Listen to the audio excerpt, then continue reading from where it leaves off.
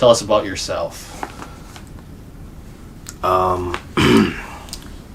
Like, where do I begin with that?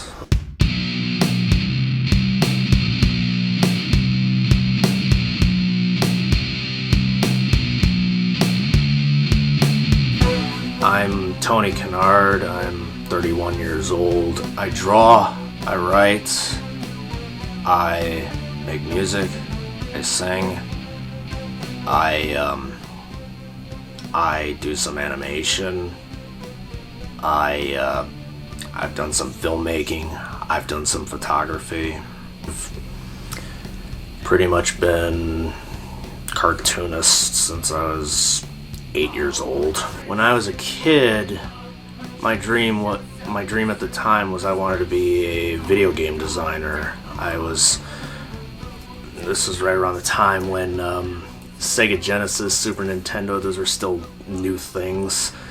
And I saw like all these worlds, these characters that were created for them. Kind of wanted to get involved with that, and I just like drew a bunch of comics and stuff on the side, kind of unrelated. And then eventually, it's like I decided, hey, I've got a means to tell stories and do it visually, so I went in that direction instead. A few years ago, I did a comic book for NAMI of Racine County about a character who goes through mental illness, what to do to seek help about it, that sort of thing.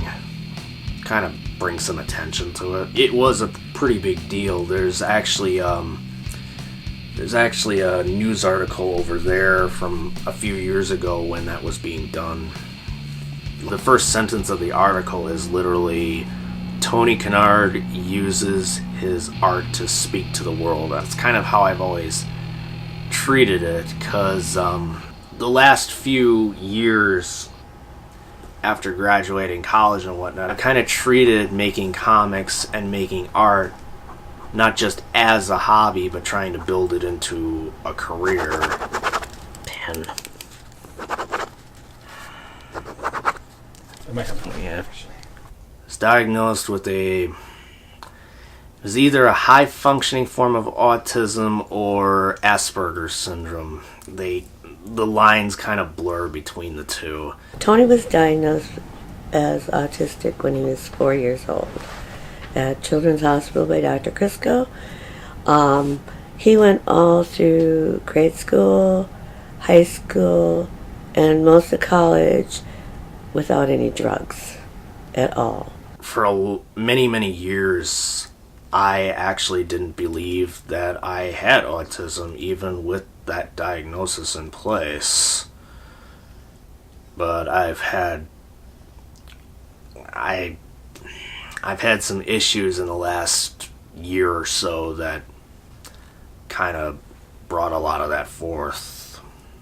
And meanwhile, Tony, I didn't know it, was going to see a psychiatrist because of the depression, from the autism, not being, able to function around crowds and stuff. When there's like huge crowds of people that I don't know, it gets me really nervous. They put him on a drug, and the psychiatrist put him on Zoloft. And Zoloft, if you look it up, is actually a drug that they do not give to women who are pregnant because it causes autism. So this was the worst thing they could have given him. He actually had a manic episode on it, and he got into a car accident. And he ran into another car, and someone got hurt in the other car. Well, experiences like that, I've always been adverse about filling out a bunch of things on a form, I've done them. I filled out job applications before, things like of that nature, but I've never been a big fan of it. Tony does better when he's not on anything, And when he's, seeing a therapist, somebody he can talk to. That's when he does the best.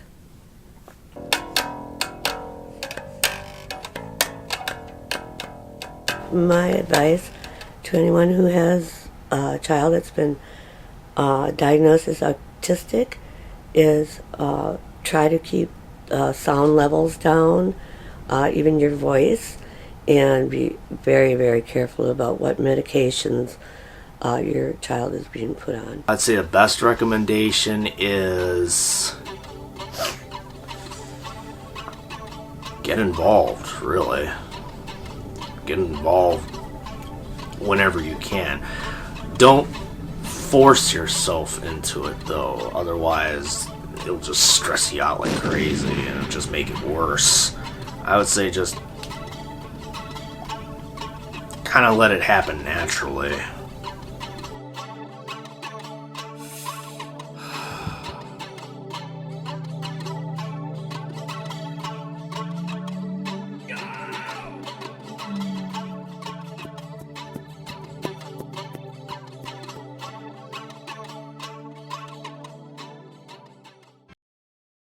Weird ideas going through my head. It's like best express them through music. Another kind of dream of mine to put together a music album.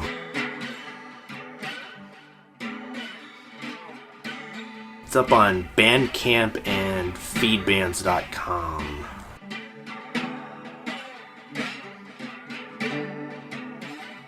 And of course it works.